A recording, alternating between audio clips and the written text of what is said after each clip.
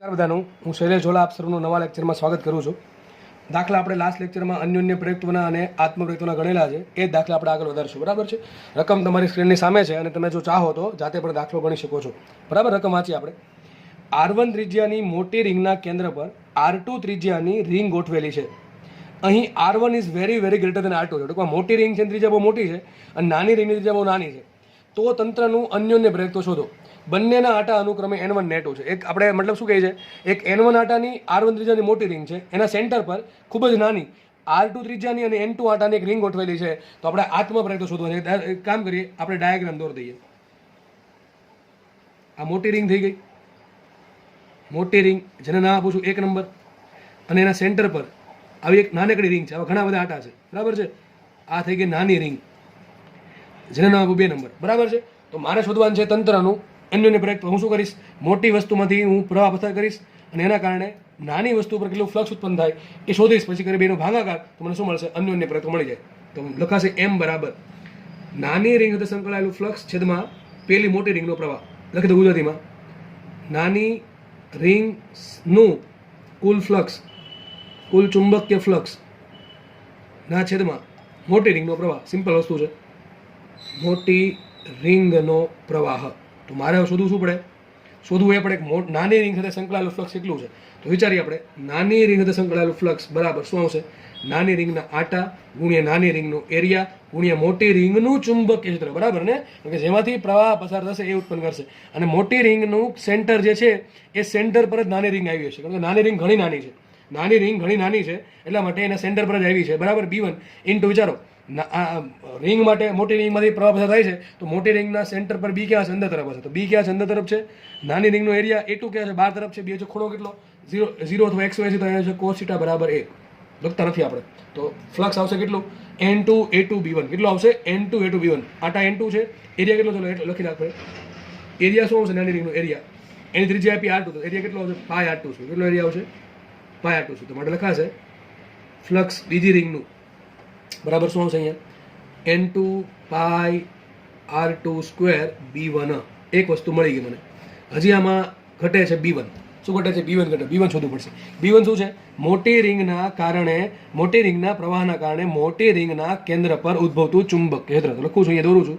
આ મોટી રિંગ છે, એની દિશા કેટલી છે, R1 છે, માટા કેટલા N1 છે, એમાં પ્રવાહ કેટલો છે, I1 છે. તો વિચારો, તમને યાદ છે રિંગના કેન્દ્ર પર ચુંબક. યાદ કરો, રિંગના કેન્દ્ર પર ચુંબકીય ક્ષેત્ર B1 બરાબર શું આવશે, બોલો, μ0, એક મિનિટ, μ0 Ni/2r પરથી. યાદ છે ને, μ0 Ni/2r પરથી મુખ્ય કિંમત માટે B1 બરાબર મોટી રિંગ માટે μ0 રાખીએ, μ0 n આવશે N1, I આવશે I1 અને 2 એમને આવશે અને R આવશે R1. આ વસ્તુ ક્યાં મૂકી દો, અહીંયા તમારો છેલ્લો આન્સર આવી જશે. બરાબર છે. તો માટે આવશે ફાઈ ટોટલ બીજી રિંગ એટલે ટૂંકમાં નાની રિંગનું બરાબર શું આવશે, આ પાઈ N2 R2 સ્ક્વેર રાખો એમને. B1 શું આવશે, B1 આવશે આટલું, μ0 N1 I1 ના છેદમાં શું આવશે, 2R1. થઈ ગયું. બરાબર, સિમ્પલ છે.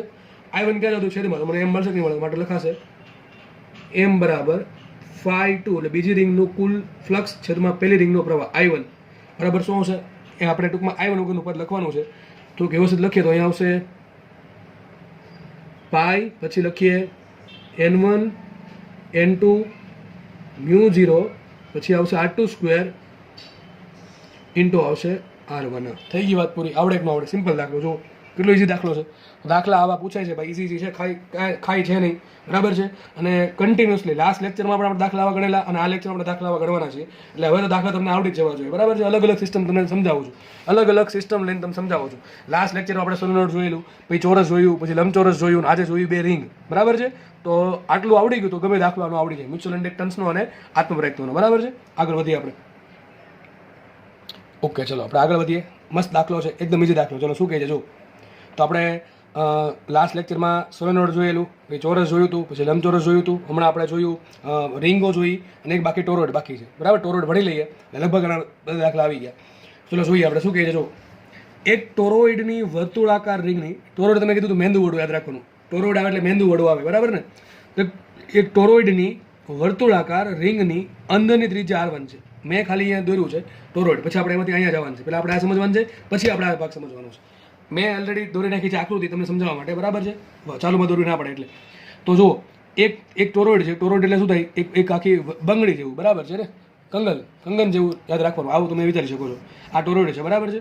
આ જે અંદરની ત્રિજ્યા છે ને, અંદરની ત્રિજ્યા એ કેટલી આપી? R1 આપી. ટૂંકમાં આ સેન્ટર છે, નાની ત્રિજ્યા આ અંદરની ત્રિજ્યા આપણને R1 આપી.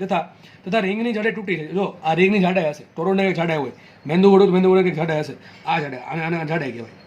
આ જાડાઈ આપી તૂટી. કેટલી આપી? તૂટી આપી. સમજ પડે કે ન પડે? તો એક રિંગ માની લ્યો, આ રિંગ છે, બરાબર, જે ટોરોઇડનું કામ કરશે. આ રિંગની અંદરની ત્રિજ્યા કેટલી છે? R1 છે, અને રિંગની જાડાઈ તૂટી છે. સમજ પડે કે ન પડે? ખાસ સમજો, તૂટી શું છે? આ એનું સેન્ટર છે. તો આ સેન્ટરથી લઈને આ સુધીનું અંતર R1 છે, અને નવું અંતર તૂટી છે, બરાબર. ટૂંકમાં જાડાઈ તૂટી છે. દોર્યું છે જો. આ અંદરની ત્રિજ્યા R1 છે, અને આ જાડાઈ તૂટી છે. આટલું કીધું છે. આગળ વધીએ. અહીં R1 is very very greater than તૂટી. મતલબ શું? Sorry, R1 is very very greater than T છે. T છે, બરાબર. ટૂંકમાં રિંગની જાડાઈ જે છે એ ઘણી નાની છે. રિંગની જાડાઈ ઘણી નાની છે એવું કહે છે. ક્વેશ્ચન આગળ લખે છે, આ ટોરોઇડ પર N આટાનો તાર વીંટાળી I પ્રવાહ પસાર કરવામાં આવે તો ટોરોઇડનું આત્મ પ્રેરકત્વ. જો ભાઈ, અહીંયા ખાલી એક જ ગૂંચળું છે, બે ગૂંચળા નથી. બે ગૂંચળા હોય તો આવે અન્યોન્ય પ્રેરકત્વ. અહીંયા ખાલી એક જ ગૂંચળું, તો મતલબ શું આવશે? આત્મ પ્રેરકત્વ શોધવાનું છે. તો પહેલાં આપણે સમજીએ રિંગ વિશે, ટોરોઇડ વિશે. હજી આપણે ગૂંચળું માનો કે વીંટાળ્યું નથી, તો શું મતલબ થશે? આ ટોરોઇડની અંદરની ત્રિજ્યા ધારો કે R1 છે. કેટલી છે? R1 છે. માનો કે ટોરોઇડની બહારની ત્રિજ્યા, ટૂંકમાં આટલી, આ ત્રિજ્યા છે R2. કેટલી છે? R2. તો વિચાર કરીને કહો R2 બરાબર શું આવશે? R1 + 2T. સિમ્પલ. હું એમ કહું, આ જે રિંગ છે એની અંદરની ત્રિજ્યા R1 છે, બહારની ત્રિજ્યા R2. તો R2 બરાબર શું આવે? અંદરની ત્રિજ્યા પ્લસ જાડાઈ. સિમ્પલ. તો ટોરોઇડની ધારો કે ટોરોઇડની અંદરની ત્રિજ્યા છે R1, ટોરોઇડની બહારની ત્રિજ્યા છે R2. R2 બરાબર શું આવશે?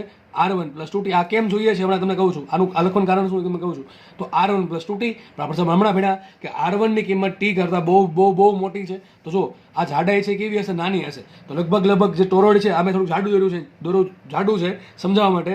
એ છે કેવું? એકદમ પતલું, આવું કંઈક છે. આ અંદરની ત્રિજ્યા આ થઈ ગઈ બહારની ત્રિજ્યા. ટૂંકમાં બહુ જ પતલું, ટોરોઇડ બહુ જ પતલું છે એવું સમજો, બરાબર છે? લખ્યું છે. પરંતુ અહીં R1 is very very greater than T હોવાથી આપણે જે આ 2T છે ને એને R1 માં નાખીએ કે ના નાખીએ, ટૂંકમાં એડ કરીએ કે ના કરીએ, બહુ જાજો ફરક પડશે નહીં પડે. તો લગભગ ટોરોઇડની બહારની ત્રિજ્યા પણ કેટલી આવશે? R1 જ આવશે. તો વિચારો, એવું ટોરોઇડ મને મળી ગયું કે જેની અંદરની ત્રિજ્યા પણ R1 છે અને લગભગ બહારની ત્રિજ્યા પણ R1 જ છે. તો હું શું માનીશ? આ ટોરોઇડની અંદરની ત્રિજ્યા કે બહારની ત્રિજ્યા, અથવા સિમ્પલ ટોરોઇડની ત્રિજ્યા છે R1. કેટલી માનીશ હું? ટોરોઇડની ત્રિજ્યા R1. આવું લખાય નહીં, કારણ કે આપણે તૂટીને અવગણી નાખ્યું. આવું ન લખી શકો. ક્યારે? જો R1 ની સરખામણીમાં તૂટી બહુ નાનું ના હોત, મોટું હોત, તો આપણે આ લખવું પડે, R1 + 2T લેવું પડે. પણ અહીંયા કન્ડિશન આપી છે તો આપણે અપ્લાય કરીએ. તો અહીંયા જે R2 છે, બહારની ત્રિજ્યા અંદરની ત્રિજ્યા લગભગ સરખી કેટલી હશે? R1 હશે. તો ટોરોઇડના પરિઘની લંબાઈ કેટલી હશે? વિચારો. ટૂંકમાં ટોરોઇડ એક રિંગ બની ગઈ. શું બની ગઈ? એક રિંગ બની ગઈ. એ રિંગ એટલે ત્રિજ્યાની R1 ત્રિજ્યાની એક રિંગ બની ગઈ. ટોરોઇડ આ કેસમાં R1 ત્રિજ્યાની રિંગ જ લાગ્યું. વિચારો, આટલી જાડાઈ, બહુ નાની જાડાઈ છે. એટલે ટૂંકમાં ટોરોઇડની પરિઘની લંબાઈ આવશે 2πR1. હવે શું કર્યું આપણે? આ ટોરોઇડ પર વીંટાળી દીધું એક ગૂંચળું, એક તાર વીંટાળીને શું બનાવ્યા? ગૂંચળા બનાવ્યા. આ ગૂંચળામાં કેટલા આટા? N આટા છે. વિચારો, આ ગૂંચળામાં N આટા છે. હવે થોડુંક તમારું ભેજું કામે લગાડો. મને એમ કહો, માનો કે એક રિંગ છે, સપોઝ કે આ રિંગ લઈ લઉં. આ રિંગ પર હું વાયર વીંટાળું છું. કેવો વાયર? ગોળ વાયર વીંટાળું છું. વિચાર કરો, તમને ખાલી એક જ ગોળ આટાને જોવાનો છે. આવા કેટલા આટા છે? એક આટો, બીજો આટો, ત્રીજો આટો, ચોથો આટો. આપણે આ પ્રમાણે આખો તાર જો મેં વીંટાળવાનો પ્રયત્ન કર્યો છે, બરાબર? આપણે વીંટાળેલો છે. તમારે ખાલી એક જ આટો જોવાનો છે. જો આ આટો, ખાલી આટલો જ જોવાનો છે. વિચારો, આટલો આટો જોવાનો છે. તો આ આટાને આપણે સામે જોશું, આવું લાગશે કે નહીં લાગે? આટાનો વિચારો, માનો કે એક આટો છે. આ આટો એ ક્યાં વીંટવાળેલો છે? જાડાઈની ફરતે, ટોરોઇડની જાડાઈની ફરતે એક આટો છે. એ આટાને તમે સામે જોશો ને તો આવું લાગશે, ગોળાકાર આટો. કેવો લાગશે? ગોળાકાર આટો. વિચાર કરીને કહો, આ ગોળાકાર આટાની વ્યાસ કેટલો છે? તૂટી જેટલો, બરાબર ને? કારણ કે આ તાર ક્યાં વીંટાળ્યો છે? સોલેનોઇડની જાડાઈ પર, સોરી ટોરોઇડની. વિચાર કરો ને ભાઈ, આમ આપણે તાર વીંટાળીએ આખો આમ, તો આ જાડાઈ કેટલી હશે? તૂટી જેટલી. કેટલી હશે? તૂટી જેટલી. જાડાઈ તૂટી જેટલી છે. તો આજે આટો બન્યો એક આટો, એ એક આટાનો વ્યાસ કેટલો છે? તૂટી જેટલો. એ એક આટાની ત્રિજ્યા કેટલી હશે? T જેટલી. ખબર પડે કે ન પડે? ખાસ ખબર પડવી જોઈએ. તો મને એમ કહો, આ એક આટાનું ક્ષેત્રફળ કેટલું હશે? πt², πr². સૂત્ર કયું આવશે? πr² પરથી. અરે ભાઈ, આ જે આપણે તાર વીંટાળીએ છીએ, ક્યાં વીંટાળીએ છીએ? ટોરોઇડની જાડાઈ પર વીંટાળીએ. ક્યાં વીંટાળીએ છીએ? ટોરોઇડની જાડાઈ પર. તો માનો કે આપણે આમ ગોળાકાર તાર વીંટાળો. શું વીંટાળો? ગોળાકાર તાર વીંટાળો, બરાબર છે? તો ગોળાકાર તારની ત્રિજ્યા કેટલી હશે? T જેટલી. કારણ કે સોલેનોઇડની જાડાઈ તૂટી છે, દેખાય છે?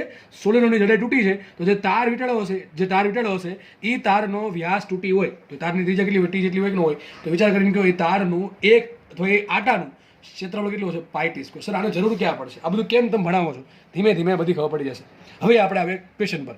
તમને ખબર પડી ગઈ ટોરોઇડ કેવું છે? જે ટોરોઇડ છે ત્રિજ્યા કેટલી છે? R1 જેટલી, અને પરિઘ છે 2πr1. એમાં જે આટા વીંટાળેલા છે એમાં એક આટાનું ક્ષેત્રફળ કેટલું છે? પાઈ ટી સ્ક્વેર. આ ત્રણ વસ્તુ તમને સમજાવવા માટે આટલી માથાકૂટ કરી. હવે આપણે શોધીએ ટોરોઇડ સાથે સંકળાયેલું આત્મપ્રેરક અલગ પેજમાં.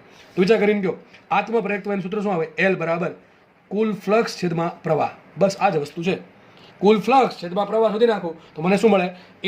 ટોરોઇડનું આત્મપ્રેરકત્વ L મળી જશે. તો મારે શોધવું શું પડે? મારે શોધવું એ પડે કે ટોરોઇડ સાથે સંકળાયેલું કુલ ફ્લક્સ કેટલું. તો કામ કરું, ડાયાગ્રામ દોરી નાખું પાછો. ભાઈ બહુ સારો નથી દોરતો હું, બરાબર છે, તમને ખબર જ છે મારું વર્તુળ કેવું થાય છે. તો આ પ્રમાણે ટોરોઇડ બનાવેલું છે, બરાબર. આપણે ટોરોઇડ બનાવેલું છે, તો ના બનાવ્યું તો સારું હોત, બરાબર ને. તો ચલો કુલ કેટલા આટા છે? આમાં કુલ n આટા છે. n આટા. ચલો એક આટાનું વિચારો, એક આટાનું ક્ષેત્રફળ વિચારો ફટાફટ. એક આટાનું ક્ષેત્રફળ કેટલું હોય? હમણાં ભણ્યા આપણે પાઈ ટી સ્ક્વેર ને. કેટલું છે? પાઈ ટી સ્ક્વેર. તો કુલ કરીએ કેટલો? માટે કુલ ક્ષેત્રફળ કેટલો આવશે? બોલો. n પાઈ ટી સ્ક્વેર કેટલો આવશે? n પાઈ ટી સ્ક્વેર, બરાબર ને. અથવા આનો શોધવું તો આમ સુધી મૂકો સૂત્ર. ફાઈ ટોટલ બરાબર શું આવશે? n b a cos theta. આમાં cos થીટા કેટલા હોય? 1 હોય. કારણ શું? કારણ કે તમને ખબર છે કે ટોરોઇડના કેસમાં બી ક્યાં હોય? બી હશે એની અક્ષ દિશામાં, આ રીતે આ પ્રમાણે બી હશે અક્ષની ડાયરેક્શનમાં. ટૂંકમાં વર્તુળાકાર દિશામાં બી હશે અને એરિયા ક્યાં હશે? એ જ હશે. એરિયા આમાં સીધો જશે, એટલા માટે બે વચ્ચેનો ખૂણો થશે 1. સોરી, થીટા થાય 0, cos થીટા થાય 1. તો સૂત્ર મૂકી દઈએ ફાઈ ટી. તો ફાઈ ટોટલ બરાબર સૂત્ર શું? n કેટલા આટા? n રાખીએ. બી કેટલા હશે? ચલો ટોરોઇડના કેસમાં બી કેટલું હોય? તો લખું ટોરોઇડ માટે બી. ટોરોઇડ માટે બી. બી બરાબર શું સૂત્ર આવે? μ0 ni. પણ એમાં તમને યાદ છે n શું લખવાનું? યાદ કરો, n શું હતું? μ0 n શું હતું? n/l into i. l શું લેવાનું? l લેવાનું 2πr, અને આ r લેવાનું એની સરેરાશ ત્રિજ્યા. શું લેવાની? સરેરાશ ત્રિજ્યા. પણ અહીંયા આપણે સાબિત કર્યું કે ટોરોઇડની ત્રિજ્યા જ R1 છે, એટલા માટે વિચાર કરો આ પદ મૂકવા માટે મેં આટલી માથાકૂટ કરી. મારે એમ કિંમત મૂકવી પડે L બરાબર 2πr. આમાં r શું હોય? R1 હોય હકીકતે. સોરી, ત્રિજ્યા r શું હોય? R1 + R2/2 હોય. શું હોય? R1 + R2/2. યાદ કરો, ચેપ્ટર નંબર 4 માં ભાઈ ભણાવેલું છે બધું. રિવિઝન જેને કર્યું હોય એને કરેક્ટ યાદ આવે કે બધું શું બોલું છું. તો ટોરોઇડના કેસમાં સૂત્ર શું આવશે? બીનું. બી બરાબર સૂત્ર આવે, બી બરાબર સૂત્ર આવશે μ0 ni/2πr. આમાં r શું લેવાનું? r લેવાની સરેરાશ ત્રિજ્યા. સરેરાશ ત્રિજ્યા મતલબ કે એની અંદરની ત્રિજ્યા પ્લસ બહારની ત્રિજ્યા ભાગ્યા 2 લેવું પડે. પણ આપણે ખબર છે અહીંયા અંદરની ત્રિજ્યા R1 છે અને બહારની ત્રિજ્યા લગભગ R1 જ છે. તો સરેરાશ ત્રિજ્યા શું આવશે? R1 જ આવશે. તો વિચાર કરીને કે ટોરોઇડની લંબાઈ શું આવશે? 2πr1. તો સીધી લખી નાખું 2πr1, બરાબર છે. આ પદ લખવા માટે મેં આ વસ્તુ શોધી. ખબર પડી ગઈ? આ વસ્તુનું કારણ શું છે? મારે આ પદમાં કિંમત મૂકવી પડે. તો લખી નાખું છું 2πr1, બરાબર. તો મને એક બી મળી ગયું. ચલો શું મળી ગયું? મને બી મળી ગયું. આ બીની કિંમત ક્યાં મૂકશું? આપણે અહીંયા મૂકશું, અહીંયા ફાઈ ટીમાં. તો મૂકીએ ફાઈ ટી બરાબર n. n શું છે? સોલેનોઇડના આટા. n ઇન્ટુ બી કેટલા આવશે? અહીંયા બી આવશે μ0 ni/2πr1 ઇન્ટુ આવશે એરિયા. એરિયા કેટલો લેવાનો? એક આટાનો. એક આટાનો એરિયા આપણે ઓલરેડી શોધો છે. ખબર પડી? આ કેમ શોધવું છે? આ શોધવાનું કારણ શું છે? મારે એરિયાની કિંમત મૂકવી પડે અહીંયા. એરિયા કેટલો આવશે? પાઈ ટી સ્ક્વેર. કેટલો એરિયા આવશે? પાઈ ટી સ્ક્વેર. તો બસ વાત થઈ ગઈ પૂરી. હવે શું કરીએ? ફાઈ ટી ભાગ્યા i. ટૂંકમાં i વાળું પદ છેદમાં લાવું તો મને મળશે L. માટે L બરાબર ફાઈ ટી ટોટલ ફ્લક્સ છેદમાં પ્રવાહ i. તો સૂત્ર શું આવશે? n² અથવા μ0 પાઈ n² μ0 pi n² into i તો ઉડી ગયો t² છેદમાં 2πr1. તો પાઈ ઉડી જાય છે. તો કામ છેલ્લે લખી નાખે ટોરોઇડ માટે કુલ ઇન્ડક્ટન્સ જેવું આપણે સોલેનોઇડમાં સાબિત કર્યું હતું એવું જ આપણે ટોરોઇડમાં સાબિત કર્યું. L બરાબર શું આવશે? અહીંયા n² μ0 t² છેદમાં 2r1. આ આવી ગયો તમારો જવાબ, બરાબર છે. દાખલા પૂછી શકે આના પરથી. ઓકે, તો વસ્તુ ઇઝી છે પણ સમજવી બહુ જરૂરી છે. બાકી સમજાવ વગર દાખલો સોલ્વ થાય નહીં. તો ખાસ ધ્યાન રાખવું, દાખલામાં બધા ઇઝી છે પણ દરેકને આ સ્ટેપ શોધતા આવડવું જોશે. બસ ફાઈ ટી. અને ખાસ કામ છે બીનું. બી તમને મેળવતા આવડવું જોશે. ઓકે, દાખલો થાય છે પૂરો. નેક્સ્ટ ક્વેશ્ચન જોઈએ આપણે. રકમ વાંચીએ. શું કહે છે? સમાન લંબાઈ અને સમાન આત્મપ્રેરકત્વ ધરાવતા બે સોલેનોઇડના આટાઓની સંખ્યા અનુક્રમે 200 અને 500 છે. તો તેમના આડછેદની ત્રિજ્યાનો ગુણોત્તર શોધો. શું કહે છે? બે અલગ અલગ સોલેનોઇડ છે, બરાબર. માનો કે દોરીએ આપણે કે આ સોલેનોઇડ નંબર 1 છે અને આ સોલેનોઇડ નંબર 2 છે. રકમમાં એમ કહે છે કે બેની લંબાઈ કેવી સરખી છે. ટૂંકમાં બેની લંબાઈ માટે બે માટે L સરખા છે. ઓકે, બેના આત્મપ્રેરકત્વ સમાન છે. ટૂંકમાં બે માટે L સરખા છે, બરાબર. L એટલે કેવી? આ લંબાઈ છે. અને એનું આત્મપ્રયોગ ધારો કે કેપિટલ એલ છે, એ બે સરખા છે. ઓકે, ધારો કે લંબાઈ આપણે સ્મોલ એલ કહી દઈએ અને આત્મપ્રયોગને આપણે કહી દઈએ કેપિટલ એલ.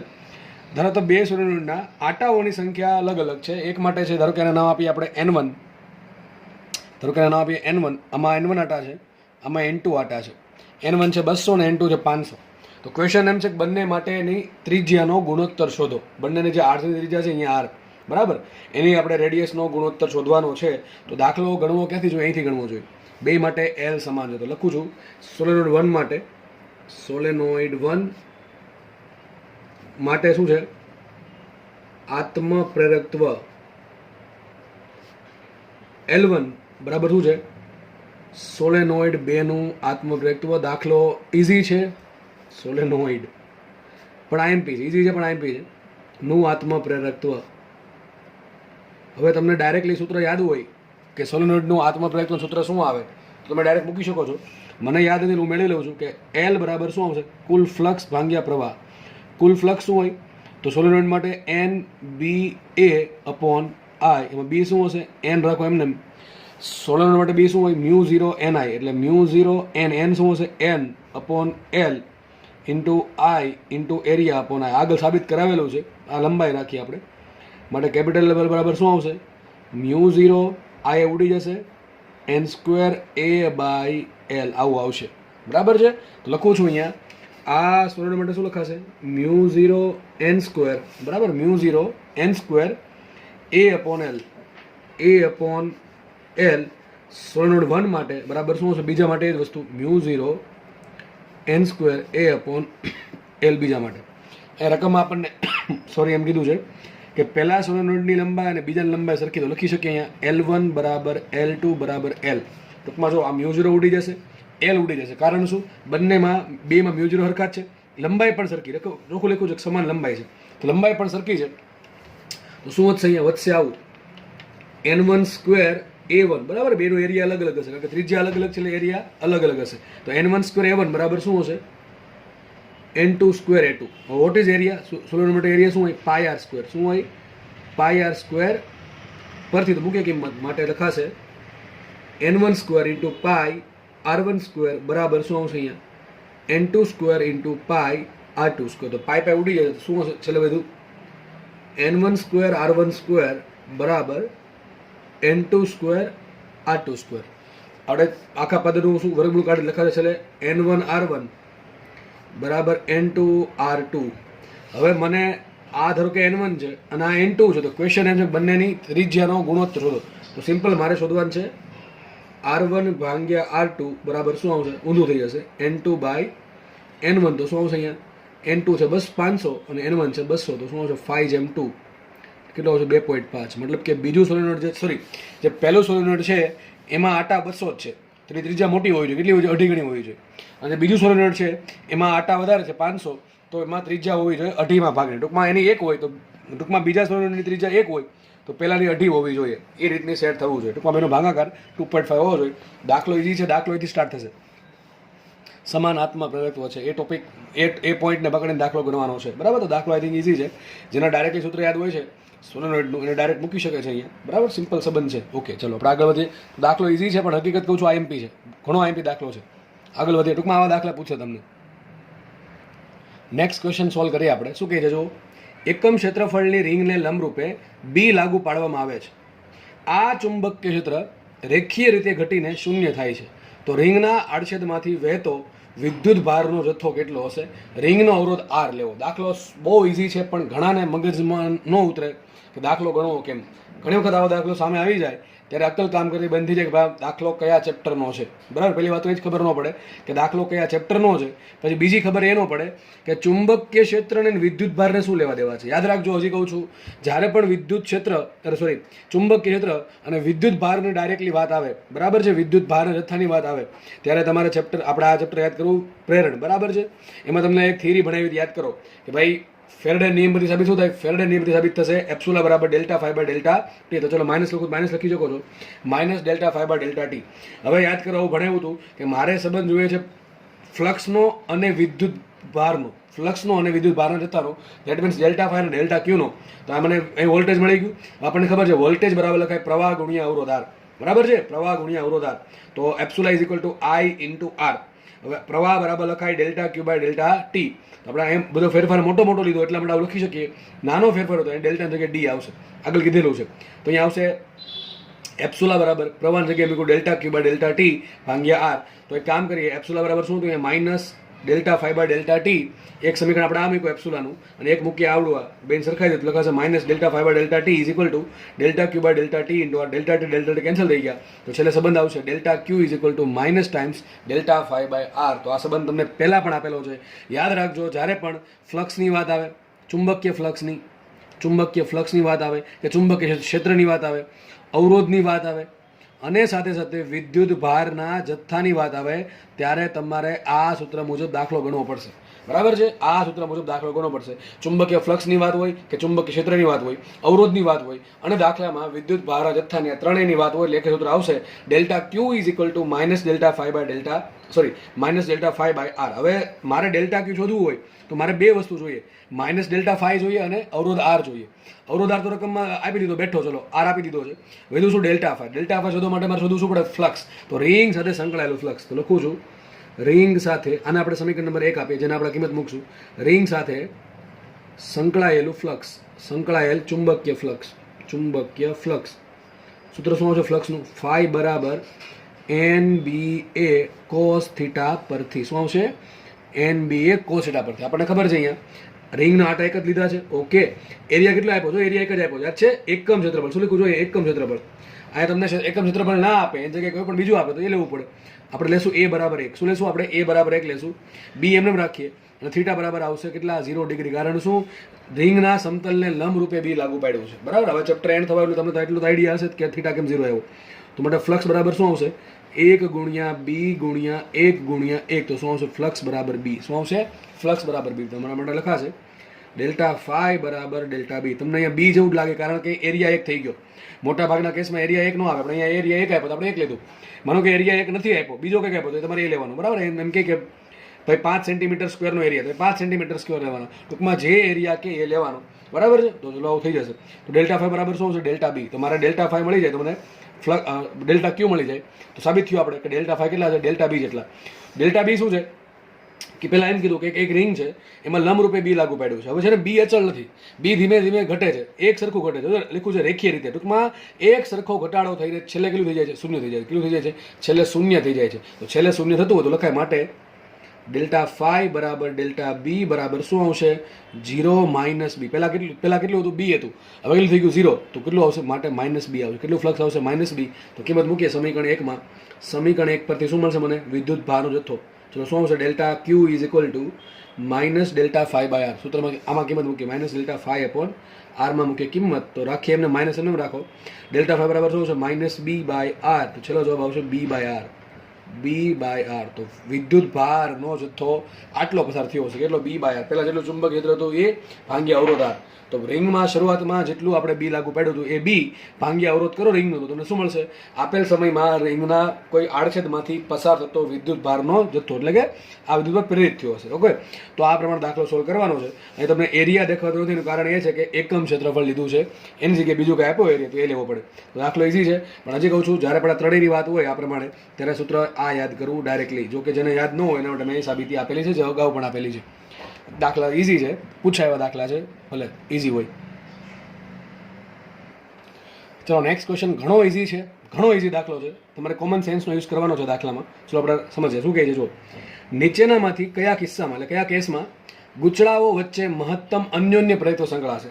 3 આપણને કેસ આપ્યા છે ABC. બરાબર, આ A કેસ છે, આ B કેસ છે અને C કેસ છે, અને તમને D કેસ કોઈ પણ રીતનો દોરીને આપી દેશે.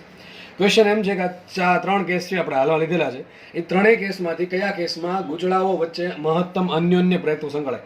હવે તમને યાદ હોય મહત્તમ અન્યોન્ય પ્રયત્ન સૂત્ર શું આવે કે ભાઈ બીજા ગૂંચળામાં કેટલું ફ્લક્સ સંકળાય છે ટોટલ, છેદમાં શું આવશે, પહેલા ગૂંચળાનો પ્રવાહ. તમને આવું ભણાવ્યું હતું.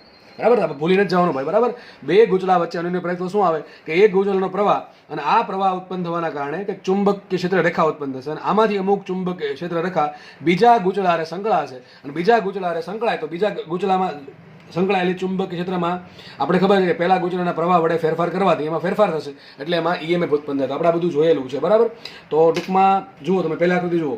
માનો કે આપણે આ ગૂંચળામાં પ્રવાહ પસાર કર્યો, જસ્ટ સમજી લો કે ભાઈ આપણે આ ગૂંચળામાં કરંટ પસાર કર્યો આઈ, તો એના કારણે થશે શું, આ ગૂંચળાની પોતાની કંઈક ચુંબકીય ક્ષેત્ર રેખા ઉત્પન્ન થશે કે નહીં થાય, એમાંથી અમુક સંકળાશ આની જોડે, તો કંઈક આવી સંકળાશ, ધારો કે આ પ્રમાણે સંકળાશ, બરાબર છે, જસ્ટ દોરી આપણે દોરીએ તો આ પ્રમાણે ચુંબકીય ક્ષેત્ર રેખા સંકળાશે બીજા ગૂંચળામાં. ટૂંકમાં આમાં કંઈક અન્યોન્ય પ્રયત્નો ઉત્પન્ન થશે, એ પાકું છે. કેમ ભાઈ, ફ્લક્સ એટલે શું થાય, ચુંબકીય ક્ષેત્ર રેખાની સંખ્યા, એક રીતે એમ કહી શકો, બરાબર છે. જેટલી કોઈ વસ્તુમાંથી, કોઈ આડછેદમાંથી, સમતલમાંથી ચુંબકીય ક્ષેત્ર રેખા વધારે પસાર થાય એટલું એ સમતલ સાથે સંકળાયેલું ફ્લક્સ વધારે હોય. તો અહીંયા તો ફ્લક્સ સંકળાય છે ને, અમુક રેખા એ સંકળાય છે, એટલા માટે કંઈક શું કહેવાય, ફ્લક્સ ઉત્પન્ન થશે. તો અહીંયા કંઈક અન્યનો પ્રયત્ન ઉત્પન્ન થશે. ચલો આ કેસ જોઈએ. આ કેસ કેવું છે, આ રીતનો છે.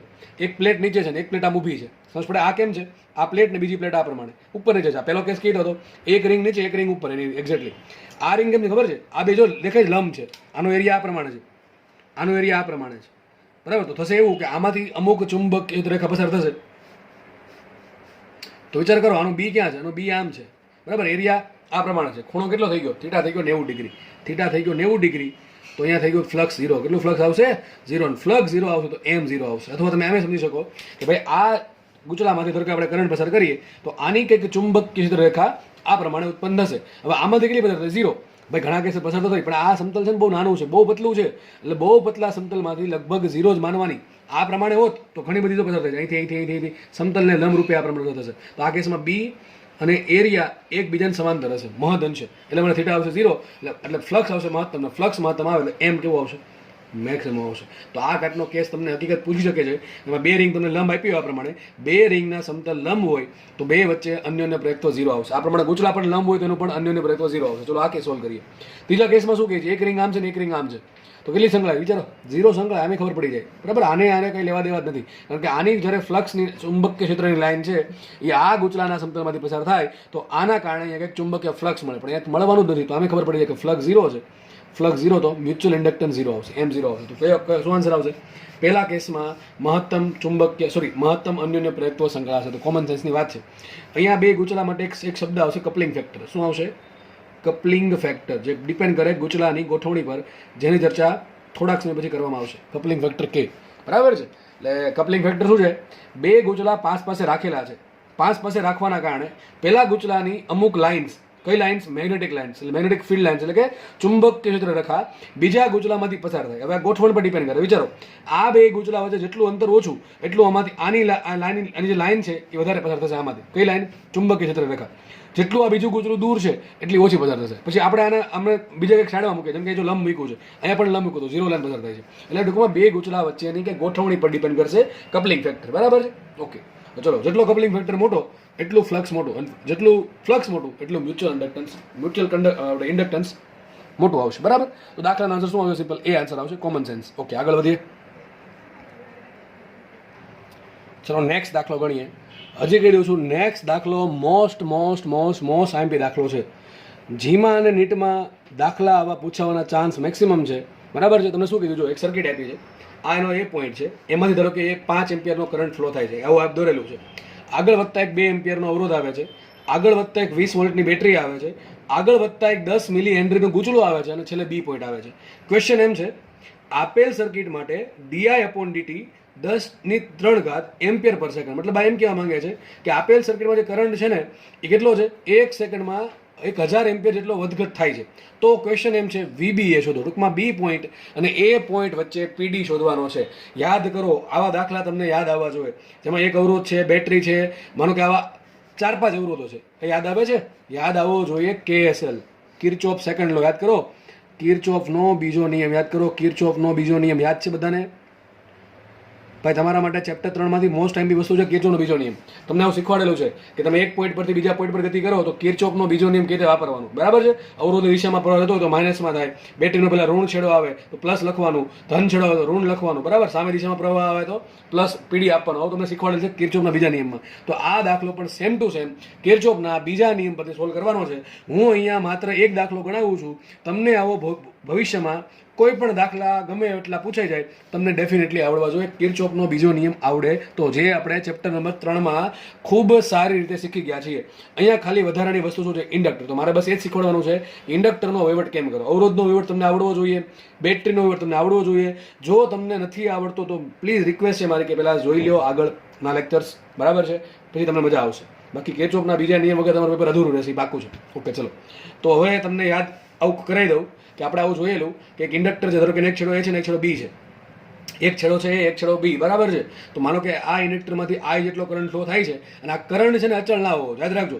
કરંટ જો અચળ હશે, ઇન્ડક્ટરમાંથી વહેતો કરંટ અચળ હશે, અચળ ટૂંકમાં એનો ફેરફાર 0 હશે, તો ભાઈ ઇન્ડક્ટરના બે છેડા વચ્ચે પીડી એપ્સિલોન 0 હશે. વિચાર કરો, જો ડીઆઈ બાય ડીટી, વિચારો કરંટ અચળ છે, કરંટ અચળ તો એનું સંકલન વિકલન શું થાય? ટી સાપેક્ષે 0, તો 0 ગુણ્યા L 0 થઈ જશે. ટૂંકમાં ઇન્ડક્ટરમાંથી વહેતો પ્રવાહ અચળ હોવો જોઈએ નહીં.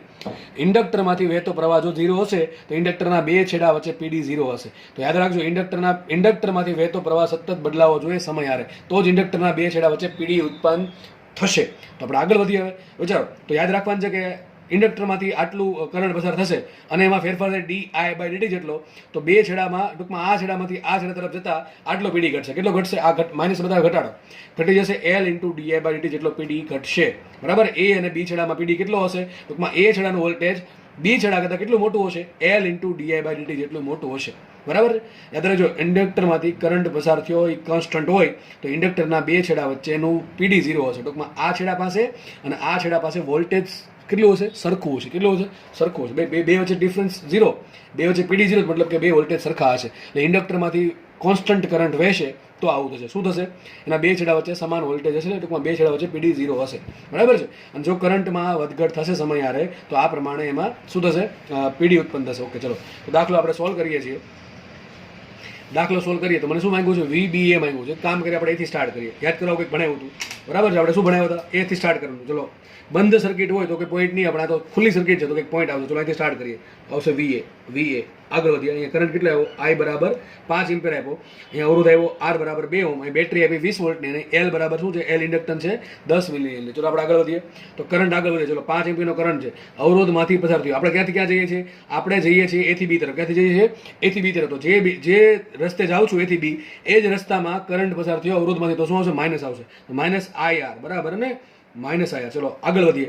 આગળ વધતા બેટરીનો ઋણ છેડો પહેલા આવ્યો, ધન છેડો પછી આવે છે. તમને એવું શીખવાડ્યું છે કે રસ્તામાં પહેલા ઋણ છેડો આવે પછી ધન છેડો આવે, તો પહેલા પ્લસ મૂકો. તો શું છે? પ્લસ એપ્સુલા. આગળ વધો. અહીંથી કરંટ આગળ વધશે ને અહીં લખ્યું છે કે ઇન્ડક્ટરમાંથી વહેતા કરંટમાં ચેન્જ આવે છે. કેટલો ચેન્જ આવે છે? 10³ એમ્પિયર પર સેકન્ડ. સૂત્ર મૂકીએ અહીંયા minus L into D I by dt. કેમ માઇનસ મૂકું? આ યાદ કરો, બરાબર છે? અહીંયા ડીઆઈ ડીટી બાય ધન આવે તો ધન લેવાનું, ઋણ આવે તો ઋણ લેવાનું, બરાબર છે? અહીંયા ડીઆઈ બાય ડીટી ધન લીધું એટલે આગળ માઇનસ આવ્યું છે. ટૂંકમાં ડીઆઈ બાય ડીટીની કિંમત તમારે જે આપી હોય, પ્લસ આપે પ્લસ લેવાની, માઇનસ આપે માઇનસ લેવાની, એ મૂકી દેવાની, બરાબર? ઇન્ડક્ટરમાંથી સૂત્ર આવું મૂકી દેવાનું. ઇઝ ઇક્વલ ટુ આગળ વધીએ. આગળ વધતા તો બી પોઈન્ટ હતો. ઇઝ ઇક્વલ ટુ શું હશે? VB. ભાઈ ઘણાને નવું લાગશે પણ આ નવું નથી, જૂનું છે. ખાલી એક આ પદ નવું આવ્યું, બસ. બાકી બધું તમને ભણાવેલું છે. કિર્ચોફના બીજા નિયમ વખતે આપણે ઘણા દાખલા સોલ્વ કર્યા છે. ઓકે, તો યાદ રાખજો, ઇન્ડક્ટરમાં સૂત્ર શું આવશે? બે છેડા વચ્ચે જે દિશામાં કરંટ ફ્લો થાય છે ત્યાંથી બીજા છેડા તરફ જતો સૂત્ર આવું આવશે, minus L DI by DT. DI by ડીટીની કિંમત રકમમાં જે આપ્યો એ મૂકવાની, પ્લસ આપી પ્લસ મૂકવાની, માઇનસ આપી માઇનસ મૂકવાની. ચલો આગળ વધીએ. હવે આપણે શોધવાનું છે VBA.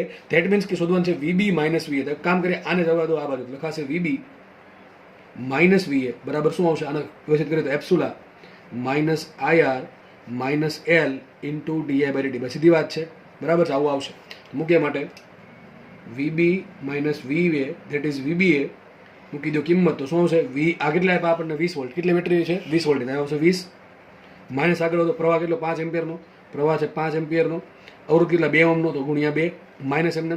L કેટલા છે? L છે 10 મિલી હેનરી. કેટલા છે? 10 મિલી એટલે 10⁻³ હેનરી, બરાબર? 10 મિલી હેનરી કેટલા આવશે? 10 × 10⁻³ ઇન્ટુ શું આવશે? DI by dt. અને ડીઆઈ બાય ડીટી શું આપણને? પ્લસ આપ્યા છો, પ્લસ. આગળ કઈ નિશાન તો શું લેશું? પ્લસ. પ્લસ એટલે 1000. કેટલા આપ્યા? 10⁻³. ઓકે, થઈ ગયું વાત પૂરી. પ્લસ 1000 એમ્પિયર પર સેકન્ડ. આવું થઈ ગયું કે ન થઈ ગયું? તો માટે લખાશે VBA બરાબર કેટલા આવશે? આ 20 માઇનસ 5 દૂન 10 માઇનસ આ બે માઇનસ માઇનસ પ્લસ, તો આ શું આવશે? -10. શું આન્સર આવશે? મતલબ VBA બરાબર આવશે 0. શું મતલબ આવશે? VBA બરાબર 0. ટૂંકમાં આ બેટરી છે એ જ આ બેને કરંટ પૂરો પાડે છે એવું સાબિત થશે. ટૂંકમાં આ બે પોઈન્ટ પાસે પીડી કેવો છે? સરખો છે. બરાબર છે. આ બંને પોઈન્ટ પાસે પીડી સરખો એવું સાબિત થયું. બરાબર. તો સિમ્પલ કાંઈ છે નહીં દાખલામાં. ભાઈ કિર્ચોફનો બીજો નિયમ વાપરવાનો છે જે તમને આવડો જોઈએ. આ તો એક દાખલો તમને ગણાવ્યો. આવા તો તમે જાતે પણ દાખલા બનાવી શકો. આવા એકની જગ્યાએ 2 અવરોધ આપે, એકની જગ્યાએ 2-3 ઇન્ડક્ટર આપે, આવી 2-3 બેટરી આપે, પ્લસ માઇનસ અલગ અલગ હોય એવી રીતે. બરાબર છે. તો દાખલા આવા પૂછશે તો તમને ફરજિયાત આવડી જવા જોઈએ. હું અહીંયા આ ટાઈપનો એક દાખલો ગણાવું છું. બરાબર. કિર્ચોફનો બીજો નિયમ જેને આવડશે એને કોઈ વાંધો આવશે નહીં. બસ એક નવું પદ યાદ રાખજો, -L/dI/dt, જેમાં dI/dt ની કિંમત રકમમાં જે આપી હોય એ પ્રમાણે મૂકી દેવી. બરાબર. ઓકે, ચલો આપણે આગળ વધીએ. તો નેક્સ્ટ ક્વેશ્ચન સોલ્વ કરીએ. મોસ્ટ આઈએમપી દાખલો. આ ચેપ્ટરમાં બધા જ દાખલા લગભગ પૂછાયેલા છે અથવા મેક્સિમમ ચાન્સ ધરાવે કે પૂછાય. તમારા પેપરમાં આ ટાઈપના દાખલા 100% તમને ડેફિનેટલી જોવા મળશે. બરાબર છે. તો ભાઈ વિશ્વાસ રાખજો, દાખલા આઈએમપી છે. ચલો શું છે ક્વેશ્ચન? ચલો અને ક્વેશ્ચન સમજીને કરજો, બાકી ગોખતા નહીં, બાકી મેળ નહીં પડે. ચલો આગળ વધીએ આપણે. શું કીધું? જો ઇન્ડક્ટરમાંથી વહેતો પ્રવાહ સમય સાથે નીચેના આલેખ મુજબ બદલાય છે. શું કહે છે? ફરીથી વાંચીએ આપણે. ઇન્ડક્ટરમાંથી વહેતો પ્રવાહ સમય સાથે નીચેના આલેખ મુજબ બદલાય છે. દેખાય છે આપણને કોનો આલેખ આપ્યો છે? પ્રવાહ વિરુદ્ધ સમયનો આલેખ દેખાય છે. પ્રવાહ વિરુદ્ધ કરંટ I વર્સિસ સમય T નો આલેખ આપેલો છે. એમાં તમે જોઈ શકો છો કરંટ અચળ નથી, કે પેલા કરંટ ધીમે ધીમે વધે છે, પછી અચળ થઈ ગયો, પછી પાછો ઘટીને 0 થઈ ગયો, ફરી પાછો વધ્યો, ફરી પાછો ઘટ્યો, 0 થઈ ગયો, ફરી પાછો વધે છે. આ પ્રમાણે આપણને અલગ અલગ સમય T1 સમયે કરંટ મહત્તમ છે, T2 એ કરંટ મહત્તમ છે, T3 સમયે કરંટ 0 છે, T4 ફરી પાછો મહત્તમ છે, T5 ફરી પાછો 0 છે અને T6 ફરી પાછો મહત્તમ છે. આ પ્રમાણે કરંટ છે એ પોતાની રીતે બદલે છે. બરાબર છે. તો ક્વેશ્ચન એમ છે, તો ઇન્ડક્ટરના 2 છેડા વચ્ચે મળતા પીડી વિરુદ્ધ ટીનો આલેખ દોરો. શું શોધવાનું છે આપણે? ઇન્ડક્ટરના 2 છેડા વચ્ચે મળતો પીડી. તો આપણે ખબર છે ઇન્ડક્ટરના 2 છેડા વચ્ચે પીડી કેટલો મળે? હમણાં કરાવ્યું છે. કારણ કે કરંટ વહે છે કોઈ સમયે, આ કરંટ અચળ નથી. તો ઇન્ડક્ટરના 2 છેડા વચ્ચે પીડી સૂત્ર શું આવશે? એપ્સુલા બરાબર -L/dI/dt. શું આવશે? -L/dI/dt. વિચારો, આ dI/dt શું કહેવાય? આલેખનો ઢાળ. કઈ આલેખનો ઢાળ? I વિરુદ્ધ T નો ઢાળ. કોનો? I વિરુદ્ધ T નો ઢાળ. મતલબ શું થયો? કરંટ વિરુદ્ધ સમયને યાદ કરો. તમને શીખવાડ્યું છે પહેલા વિકલનને લેવા દેવા છે આલેખના ઢાળ સાથે, આવું શીખવાડ્યું છે. બીજા વિકલનને લેવા દેવા છે આલેખની વક્રતા હારે, અને સંકલનને લેવા દેવા છે આલેખના ક્ષેત્રફળ સાથે. આ બધી વસ્તુ ધોરણ 11 માં વ્યવસ્થિત શીખવાડેલી છે. તો અહીંયા કોનો આલેખ છે? પ્રવાહ વિરુદ્ધ સમયનો. કોનો આલેખ છે? પ્રવાહ વિરુદ્ધ સમયનો. તો પ્રવાહ વિરુદ્ધ સમયના આલેખ માટે ઢાળ શું હોય? dI/dt. ટૂંકમાં લખાશે અહીંયા. માટે સાબિત શું થયું? આ એપ્સિલોન શું છે? ઇન્ડક્ટરના 2 છેડા વચ્ચે વોલ્ટેજ. સૂત્ર શું આવી ગયું? ઇન્ડક્ટરના 2 છેડા વચ્ચે વોલ્ટેજ કેટલો હશે? -L ગુણ્યા શું આવશે અહીંયા? I વિરુદ્ધ T નો ઢાળ. હવે આપણને L તો રકમમાં આપ્યું નથી, પણ આપણે ખાલી શું કરવાનું છે? મારે એપ્સુલાનો આલેખ દોરવાનો છે. કોનો આલેખ દોરવાનો છે? એપ્સુલાનો આલેખ. ટૂંકમાં ઇન્ડક્ટરના 2 છેડા વચ્ચે વોલ્ટેજનો આલેખ શું આવે એ આપણે દોરવાનું છે. તો શું આવશે? L કેવું હોય? L હોય અચળ. શું હોય? L કેવું હોય? અચળ હોય. તો સાબિત થયું એપ્સુલા ઇઝ પ્રપોઝલ ટુ શું આવશે? બોલો, એપ્સુલા પ્રપોઝલ ટુ શું આવશે? માઇનસ ગુણ્યા I વિરુદ્ધ T નો ઢાળ. ટૂંકમાં I વિરુદ્ધ T નો ઢાળ જે છે, I વિરુદ્ધ T ના આલેખનો જે ઢાળ છે એ ઢાળનું ઋણ મૂલ્ય, ભાઈ ખાસ યાદ રાખજો, આગળ માઇનસનું લેવાનું છે. એ ઢાળનું ઋણ મૂલ્ય શું આપશે મને? ઇન્ડક્ટરના 2 છેડા વચ્ચે વોલ્ટેજ આપશે. ફરતી કહું છું, dI/dt નો મતલબ એમ થાય I વિરુદ્ધ T ના આલેખનો ઢાળ. આગળ શું છે? આગળ ગુણાકારમાં L છે ને આગળ ગુણાકારમાં માઇનસ છે. L કેવું હોય? અચળ હોય. કારણ કે એક વખત ગૂંચલું બની ગયું એટલે એના માટે L અચળ હોય. મેં તમને પહેલા શીખવાડેલું છે. તો વધુ શું માટે? આગળ વધુ માઇનસ. મતલબ શું થયો? કે I વિરુદ્ધ T ના આલેખના ઢાળ લઉં, એનું પાછું ઋણ મૂલ્ય લઉં અને એને ગુણ્યા ઇન્ડક્ટર કરું, ઇન્ડક્ટન્સ, તો મને શું મળશે? ઇન્ડક્ટરના 2 છેડા વચ્ચે વોલ્ટેજ મળશે. હવે ઇન્ડક્ટન્સ તો ગમે એટલું હોઈ શકે. મારે અહીંયા એપ્સિલોન મૂલ્યનું કોઈ કામ નથી. મારે કામ કોનું છે? એના આલેખનું કામ છે. તો એના આલેખ કોના પર ડિપેન્ડ કરશે? એનો આલેખ ડિપેન્ડ કરશે I વિરુદ્ધ T ના આલેખના ઢાળના ઋણ મૂલ્ય પર. તો I વિરુદ્ધ T ના આલેખનો ઢાળ જો અચળ, તો એપ્સિલોન પણ અચળ. ટૂંકમાં કરવાનું શું? તમારે કંઈ જ કરવાનું, આજે આલેખ આપ્યો છે એનો ઢાળ શોધવાનો છે, અને ઢાળ જે મળે એની આગળ મૂકવાનું છે માઇનસ. તો તમને શું મળશે? એપ્સિલોનનો આલેખ મળે. જેમ કે જુઓ, ચલો પહેલો આપણે સ્ટાર્ટ કરીએ.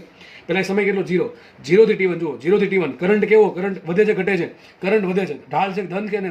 અહીં જુઓ આ ભાગમાં ઢાળ કેવો? કોનો ઢાળ? I વિરુદ્ધ T નો ઢાળ કેવો? ધન. ઢાળ ધન ને કેવો વધુ? અચળ છે. કેવો ઢાળ છે? અચળ ઢાળ છે. વિચારો, શેનો ઢાળ અચળ દેખાય છે? સમગ્ર લીટી પર, ટૂંકમાં એક સુરેખ રેખા પર દરેક પોઈન્ટ પર ઢાળ કેવો? અચળ હોય. આ ઢાળ અચળ છે, તો અહીંયા ઢાળ અચળ મેળવો. ઢાળ કેવો છે? અચળ. એટલે કેવો? ધન છે. યાદ કરો ભાઈ, ખૂણો લઘુ કોણ હોય તો ઢાળ ધન હોય, ખૂણો ગુણુ કોણ હોય તો ઢાળ ઋણ હોય. કારણ કે ઢાળ શું છે એક્ઝેક્ટલી? ઢાળ ઇઝ ઇક્વલ ટુ tan θ. અને tan પહેલા ચરણમાં ધન હોય, બીજા ચરણમાં ઋણ હોય. તમને ખબર છે. તો અહીંયા આઈ વિરુદ્ધ ટીના આલેખનો આ ઢાળ કેવો છે? ધન છે ને અચળ છે. મારે દોરવાનું છે એપ્સુલાનો આલેખ. કોનો વિરુદ્ધ? સમય વિરુદ્ધ. બરાબર છે. તો અહીંયા ઢાળ કેવો? ધન. એટલે ઢાળ છે શું છે? ઢાળ છે એપ્સુલા છે, પણ ઢાળનું મારે ઋણ મૂલ્ય લેવાનું. આ ઢાળ ધન કે ઋણ? ધન. તો મારો એપ્સુલા કેવું છે? ઋણ હશે. ઋણ પણ કેવું? અચળ કે બદલાય? અચળ. ઢાળ ધન છે પણ અચળ છે. અચળ છે તો એપ્સુલા પણ અચળ છે. ટૂંકમાં એપ્સુલા શું છે ભાઈ? લખી દઉં છું. એપ્સુલા બરાબર શું છે? માઇનસ ટાઈમ્સ ઢાળ. સિમ્પલ. માઇનસ ટાઈમ ઢાળ. ઢાળ અચળ તો એપ્સુલા અચળ. ઢાળ ધન તો એપ્સુલા ઋણ. ઢાળ ઋણ તો એપ્સુલા ધન. એ ઢાળ ધન છે, અચળ છે, તો એપ્સુલા અચળ તો છે, પણ ઢાળ ધન છે તો એપ્સુલા આવશે માઇનસમાં. તો કંઈક આવો આલેખ આવશે. પહેલા આવો આલેખ આવ્યો. બરાબર. શરૂઆતમાં T1 સમય સુધી. ચલો આગળ વધીએ. T1 થી T2 શું છે? કરંટ કેવો થઈ ગયો? અચળ. કરંટ થઈ ગયો તો ઢાળ કેટલો? 0. બરાબર ને? ઢાળ દેખાતો જ નથી. સીધી વાત છે. હોરિઝોન્ટલ લાઈન છે. θ is equal to 0, tan θ is equal to 0. તો ઢાળ કેટલો? 0. તો અહીંયા આલેખ આવો આવશે. ઢાળ 0 તો ભાઈ એપ્સુલા 0. બરાબર ને? જેવો ઢાળ છે એવું થશે. ચલો આગળ વધીએ. અહીંયા ઢાળ કેવો છો? ઢાળ અચળ છે કે બદલાય છે? ઢાળ તો અચળ છે. આખી લાઈન પર ઢાળ કેવો છે? અચળ. આ ખૂણે થીટા છે, આ જગ્યાએ થીટા, આ પોઈન્ટ પર થીટા, દરેક જગ્યાએ થીટા સરખો જ છે. તો દરેક પોઈન્ટ, દરેક આખી લાઈન પર ઢાળ કેવો? અચળ છે. ઢાળ અચળ છે, પણ ઢાળ છે ભાઈ ઋણ. કેવો ઢાળ છે? ઋણ. ખૂણો બનશે એક્સ અક્ષ સાથે કેવો? લઘુકોણ, સોરી ગુરુકોણ બનશે. ઢાળ થઈ ગયો ઋણ, તો એપ્સુલા કેવો છે? ધન આવશે. ભાઈ આ બધી વસ્તુ ચેપ્ટર નંબર 3 ને 4 ધોરણ 11 ગતિમાં શીખવાડેલી છે.